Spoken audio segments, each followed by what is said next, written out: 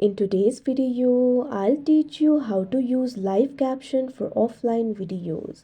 So if you want to use the live caption whenever you're watching the videos, what you have to do is simply launch open settings on your device.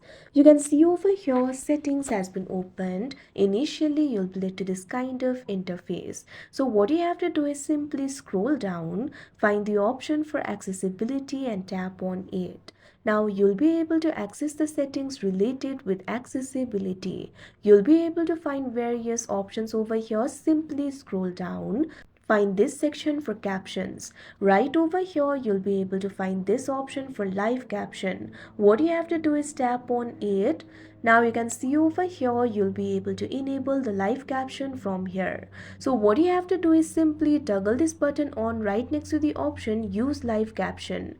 Now after you do that, you can see over here live caption has been turned on. Now whenever your device detects the speech, the live caption will be generated automatically. So like this, you'll be able to use the live caption. So that is how you use live caption for offline videos. I hope you found this video helpful. Thank you for watching.